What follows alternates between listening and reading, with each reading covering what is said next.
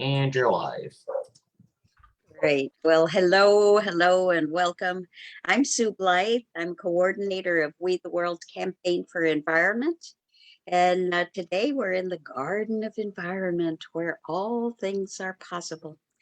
And we are growing a seed idea. We the World is developing a program to engage all ages in climate action. The Climate Collaboratory is a pilot project of We the World and the University of Florida Extension. So we're looking always for people who are already making a difference, and we found a good one. Helen Segal is a climate migrant who left Miami after 44 years, relocated to Gainesville, Florida, where she earned a college degree in climate science and ecology. She wanted to be deeply knowledgeable about the science of global warming and teach how we can mitigate and adapt to climate change. As a climate reality leader, Ellen likes to quote the 1947 Girl Scout handbook that says, "A Girl Scout is ready to help out wherever she's needed. Willingness to serve is not enough. You must know how to do the job well, even in an emergency." So we have a climate emergency, and we welcome you, Helen Segal. Goodness gracious, Sue. Thank you. What a wonderful introduction. I'm glad it's on tape. Callum, we're recording, right? Yes. Okay, awesome. Awesome. Thank you, Sue. My mom couldn't have done a better introduction. So what I've got up on the screen are two things I want to call your attention to. One is the title of this particular climate conversation. Sue and I have discussed several, and we are going to be doing Mondays, 4 Mondays with 4 different topics. And today's topic is the eye of the storm, extreme weather, and the climate crisis. This is a little bit of an abbreviated program today because Sue is in great demand and will be needing to kind of cut us a little bit shorter than the normal 45 minutes or an hour. So that's just a heads up so you can plan your bathroom break or your cup of coffee.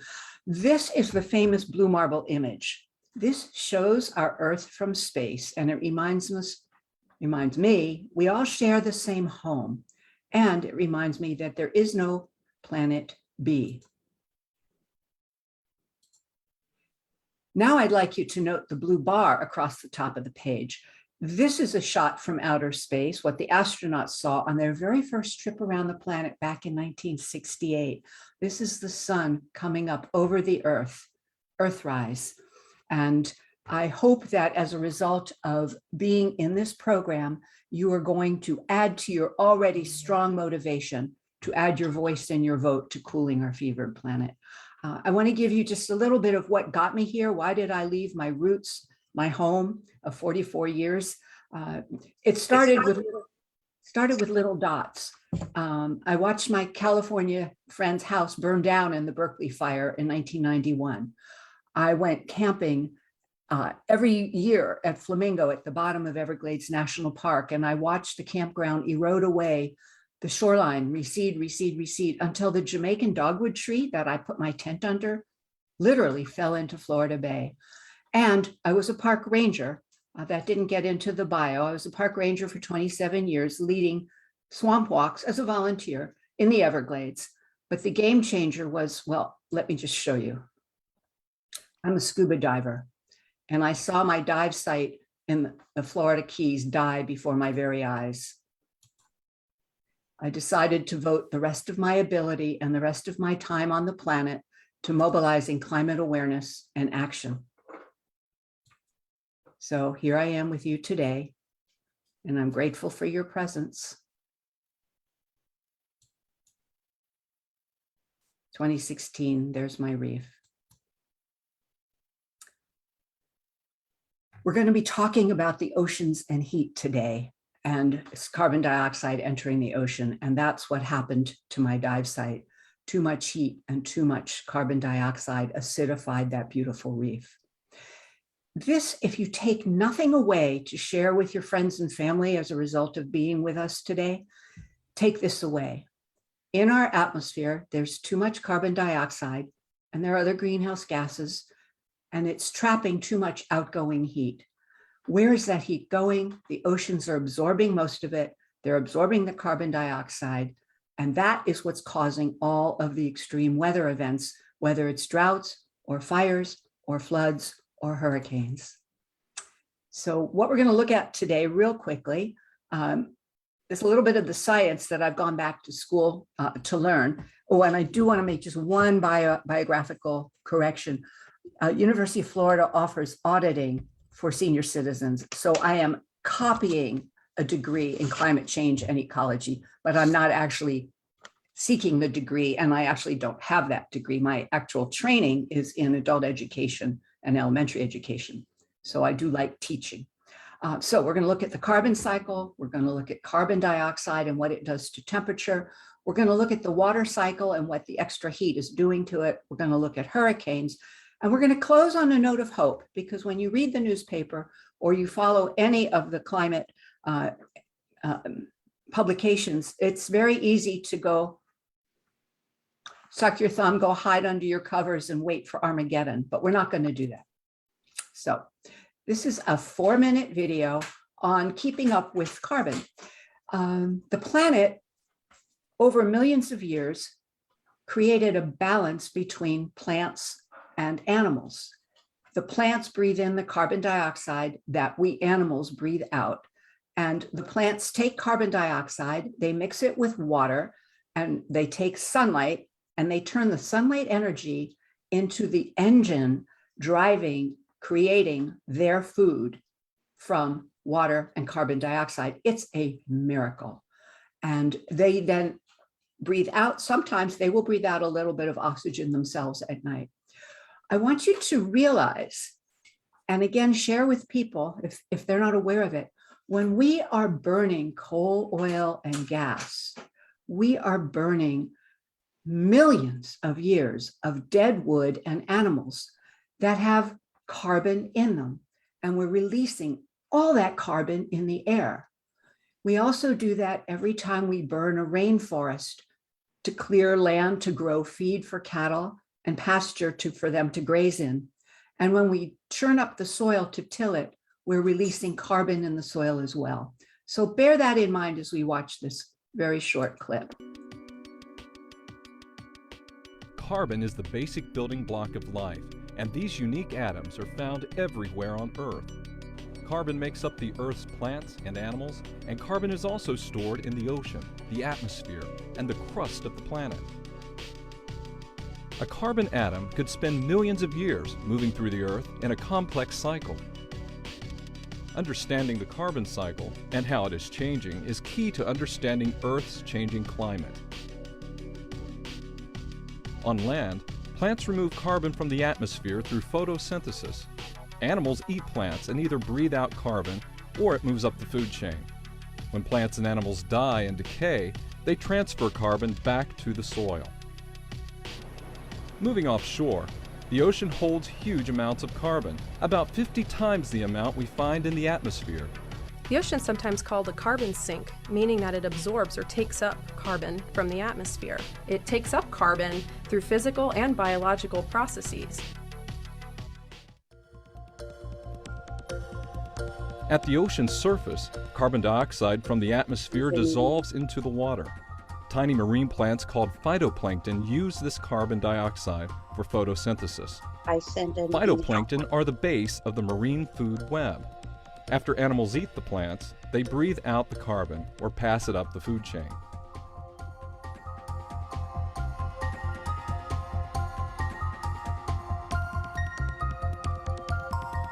Sometimes phytoplankton die, decompose, and are recycled in the surface waters.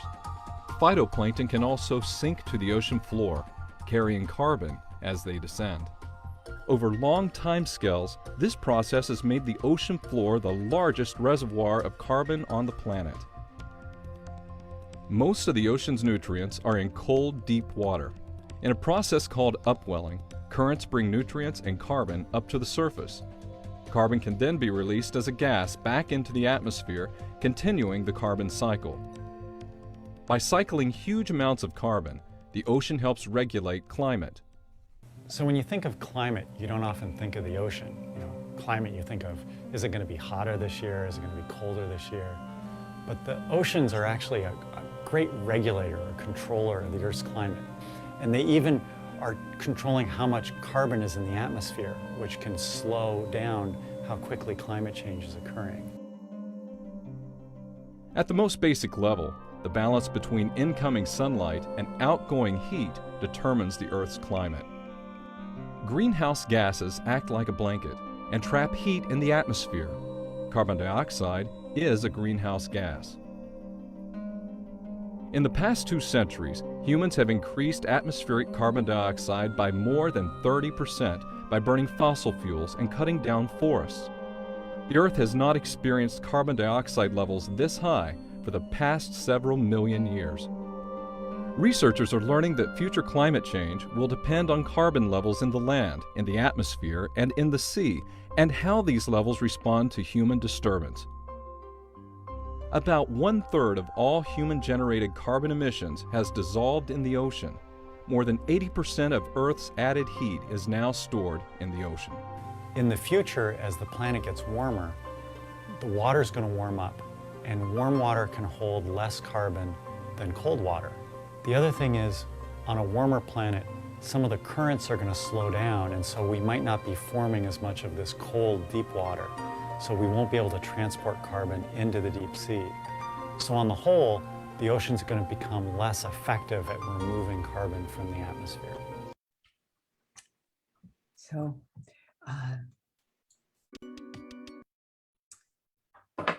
So our air, that little blue strip above our planet, is about 6 to 10 miles high. It's where we breathe and where airplanes fly, and it now holds way too much carbon dioxide.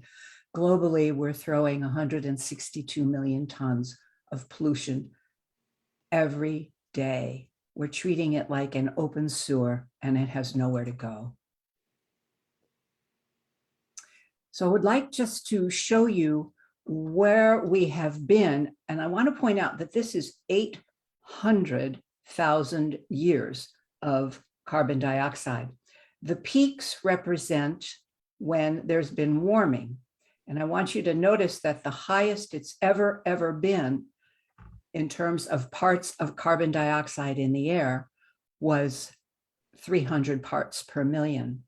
The last time that things were as high as we are today was 3 million years ago, and sea level was 69 feet higher than it is today.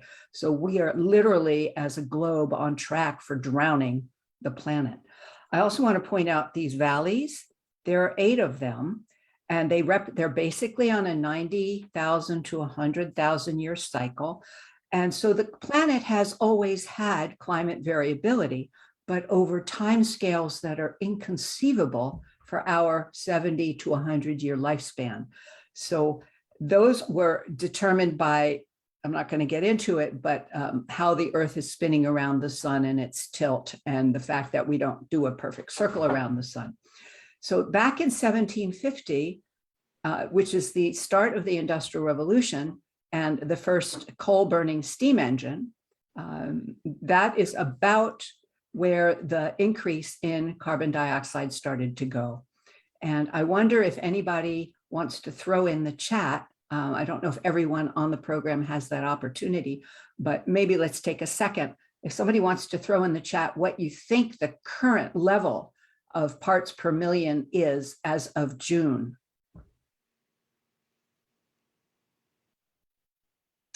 Okay, I think we don't have chat availability through the webinar. So 410, Sue, very good guess. Oh, Helen, thank you, 800. Helen, at 800, life is over as we know it. So I'm glad that you're wrong. Thank you very much for playing.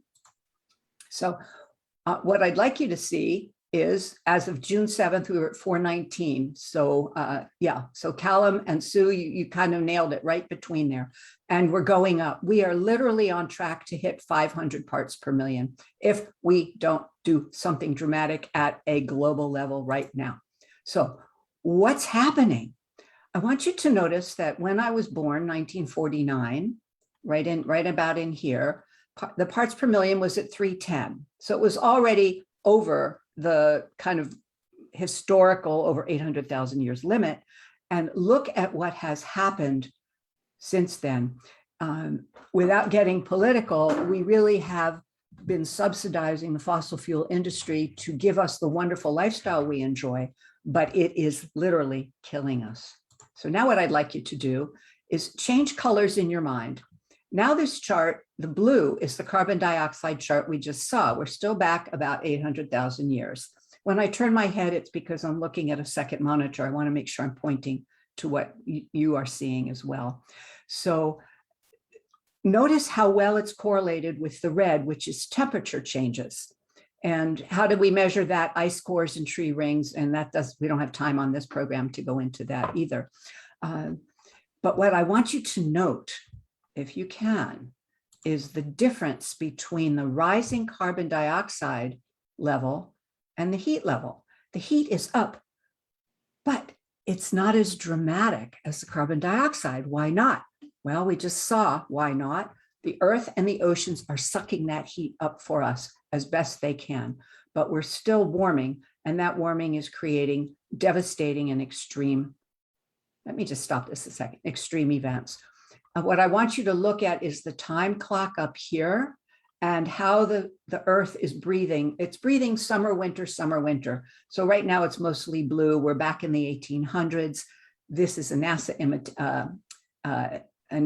animation, and my professor at University of Miami, Stephen Mulkey, amazing professor, has given me permission to use some of his class slides. And so I thank you, Dr. Mulkey. You watch what happens to the earth over time, but here the time clock moves very quickly. So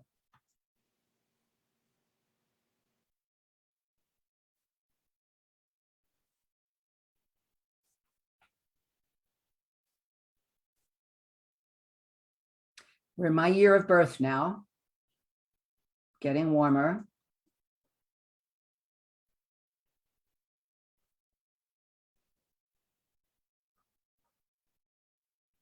We're approaching the year 2000. And notice what's happening at the poles.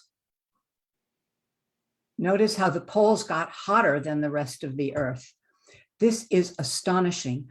And the last 5 years, this stops in 2017, the last 5 years recorded and shown, not shown here, were the warmest years in modern record. So, is it hot outside? Oh, shut up. I wanted to show you what's happening in the upper levels of the ocean. The Carbon Cycle movie talked about the currents, which are deep water below 2,000 meters or 6,000 feet. So we are looking at a baseline of this baseline is 1981 to 2010. They set that arbitrarily at 0. So we were already heating. But if you use that as the baseline, you can see that the ocean was still cooler. And then about the mid 1990s, it starts to get hotter and hotter and hotter and hotter. And the impact of that is what this program is about. This is a repeat of what the gentleman in the film said. The film is a little bit old. It's actually 93% of extra heat is trapped in the ocean, and about 1/3 of the carbon is trapped in the ocean. So there are two different things the ocean is sucking up for us. But as you saw from the animation, the ocean is getting too hot. So you're pretty familiar with the hydrological cycle. We start with water on land, and water evaporates and it goes into the clouds, and the clouds eventually drop it as rain, and it goes back to the sea, and it's a cycle that goes around and around and around and around like that. What you want to know, and again, another interesting fact to take home with you, is that the amount of this evaporated water that the sky can hold increases for every degree Celsius, which is about 2 degrees Fahrenheit, 1.8. For every 2 degrees of our measurement, the air will hold another extra percent of, another 7% of water. So with more water vapor in the air, there's a lot more available for precipitation, and that is causing these rainfalls that break all records. This is called a rain bomb or a supercell. This happened to be in Montana. I'm not sure whether we are national here. I know Callum's out on the up in New Jersey, but certainly we saw that with the latest Hurricane Ida, massive amounts of rain. And that's because there's massive amounts of water in the atmosphere. I wanted to give you this National Weather Service clip, which was designed for our class about hurricanes and hurricane intensities. And I just want to preface that hurricanes, if you are of any age at all, since the 50s and 60s, hurricanes are stronger. They are slower. Hurricane Andrew in '92 was a buzzsaw. I lived through that. And it went whoop, right through Miami. And then we started getting Katrina and Harvey and Dorian and these storms that just sat and sat and sat and rained and rained and rained. So they're stronger, they're wetter, they're slower. One of the points I want you to listen for in John Rizzo's talk is how much more quickly they are intensifying, which doesn't give us very much. How do we get to hurricanes? Well, we need some ingredients. We need warm water, low wind shear, and that's the difference of the wind between right above the ground and the winds that are, let's say, blowing at 30 or 40,000 feet up. And then, of course, you have to have a disturbance, an area that concentrates thunderstorm activity that needs to persist for 24 hours or more. Thunderstorms are a daily way of life in the tropics in the summer, but you need those areas to concentrate for at least a day before it's an area of interest to the National Weather Service and, of course, to folks living on the coast. Now moving on to a big hot topic for South Florida and the Keys, rapid intensification. You probably hear this occasionally in media as well as the Hurricane Center saying the storm is rapidly intensifying. Well, officially in published data, rapid intensification is an increase in the maximum sustained winds of a tropical cyclone of at least 30 knots, which is 35 miles per hour, in a 24-hour period. It can be fast, it can be a higher rate than that, or it can be less than that. But officially, what we're calling rapid intensification is at least a 35-mile-an-hour jump in intensity in a 24-hour period. What is different about areas where storms rapidly intensify versus just making a run-of-the-mill garden variety hurricane? Well, the water temperatures really need to be warm, 86 degrees Fahrenheit, and it has to be sufficiently deep, not where a 75-mile-an-hour wind stirs it up and cools the water down. You need that temperature to be hundreds of feet deep for that to occur. You obviously need low wind shear, where the thunderstorms grow up tall and vertically near the core of the storm. High moisture content, something that we refer to as hot towers, which are tall thunderstorms reaching into the base of the stratosphere. See, most of the time hurricanes don't have thunderstorms that grow to be 60 or 70,000 feet tall. So when you see the type of thunderstorms that you might see over the Great Plains states in spring, the ones that cause violent weather, when you see them in the core of a hurricane, that's when you get rapid intensification. And you also need a high altitude anticyclone. In other words, in the northern hemisphere, the wind actually spins clockwise at about 40 to 50,000 feet, and it near the circulation, which allows all the heat buildup from converting water vapor into water droplets to be evacuated away from the center, and that keeps the engine going. You need an exhaust pipe when you have an engine like this going, and that's what this high altitude anticyclone does.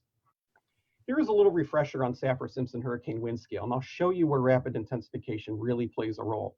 These are the wind speed brackets of sustained winds that it's required to make a category. You can see category 3 is from 111 to 129 miles per hour. So what does it mean to have the minimum rapid intensification? Well, it means a tropical storm can become a category 2 in 24 hours. A category 1 can become a category 3 in 24 hours. You can even get from category 1 to the bottom of a category 4 in 24 hours. So let's look at the rogues gallery, as I call it. These are systems that have achieved a rapid intensification.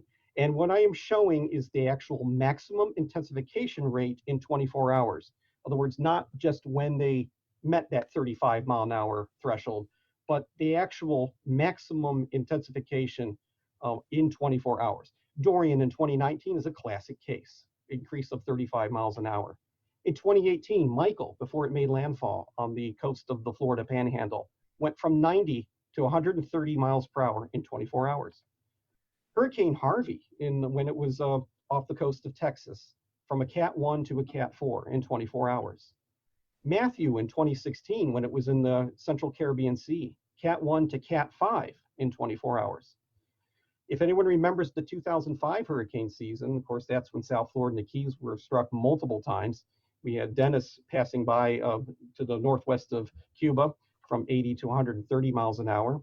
Rita, which is a storm that made landfall in southwest Louisiana, from tropical storm to Category 5 in 24 hours.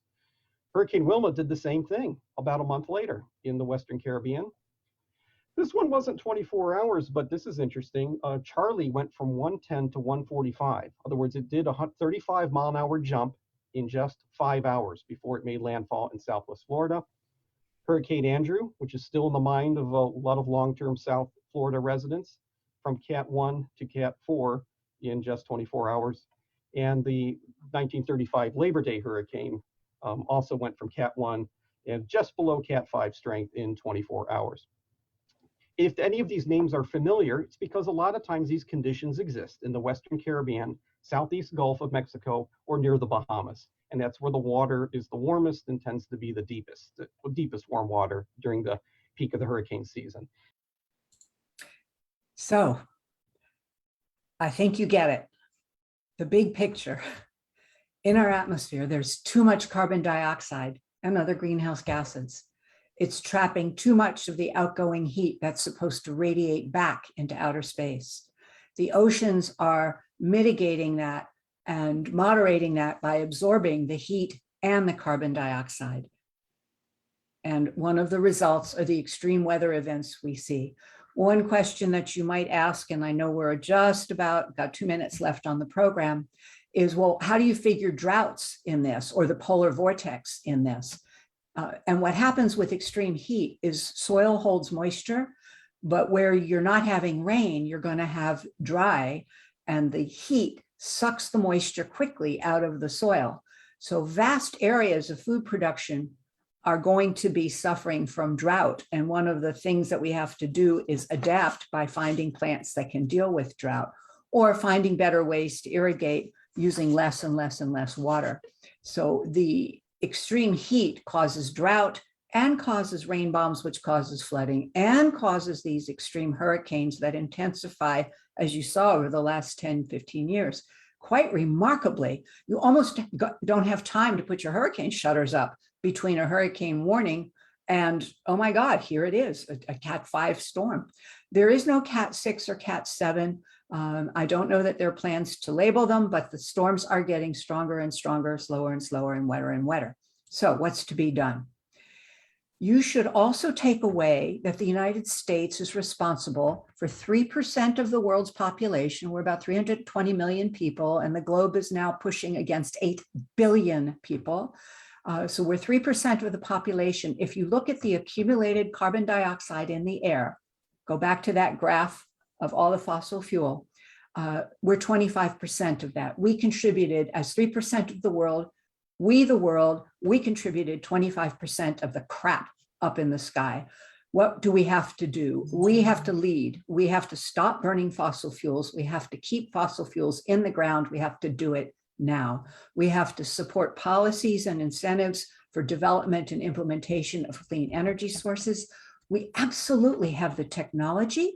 We absolutely have the resources. We absolutely have the person power to completely decarbonize our transportation and electrical systems. We can do it. And I have an entire program on solutions that prove that statement. We don't have the political will. And that's where we, the world, and other organizations that we belong to must come in from the grassroots. Top down is not doing enough. We've got to meet them more than halfway from the grassroots. We can also remove carbon dioxide from the atmosphere. You can do that by planting trees. There are lots and lots of tree planting programs. You can also be very careful where you source what you buy. Make sure it's coming from as local as possible. I have quit buying vegetables and fruit imported from South America because they come in by plane. I'm trying to limit my own purchases to things that come in at least by truck and not by aviation. And again, where the US takes the lead, the world will follow. What else can you do? I do these programs at no charge. I do them from my heart. But what I want you to do is carry the conversation forward. I want you to tell someone what you learned today. That's the most important thing you can do, is make this truly grassroots. You can invite me or one of the speaker bureaus I have with Climate Reality Project to talk to another group, your family, your friends, your book club, your Rotary Club, whatever. Go Google, find my carbon footprint. There's lots of places to find out where you could cut what you're doing without a significant cut in your lifestyle. Join another organization. You're already here because of We the World or Gardens of Global Unity. Work to get out the vote. Lobby officials, lobby, lobby, lobby, lobby. Let them know we care. And you can also, in the chat if you like, or message the organizers of this that you'd like to be on my Climate Heroes email list. Periodically, I'll send out action items or really interesting pieces of information or information about other programs I'm doing for other organizations. And I thank you very, very much for your attention. Back to you, Sue. Ellen, wonderful presentation. It's just really good to get a basic grounding in the reality of what's going on with the planet at this time. And I love that you have a whole series of workshops that you'll be doing on Mondays at 10 o'clock Eastern. And maybe you could tell us a little about the other programs that you'll that you'll be doing. Sure. Next week, we're going to talk about sea level rise.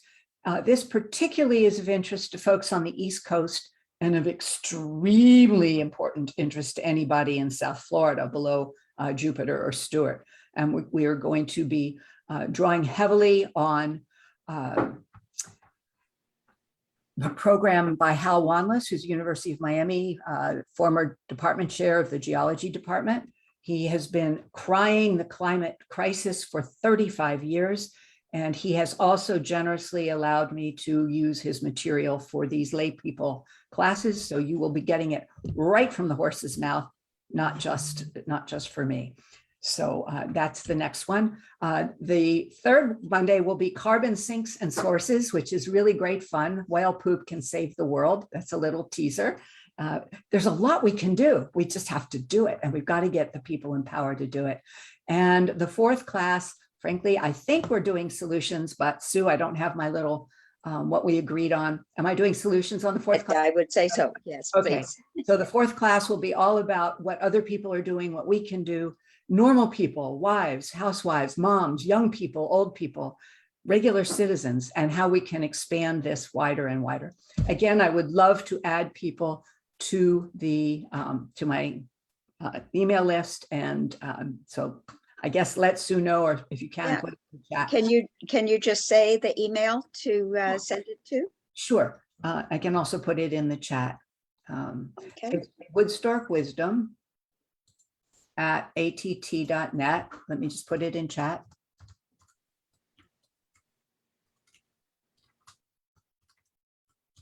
And just put in the reference line, add me to your email list.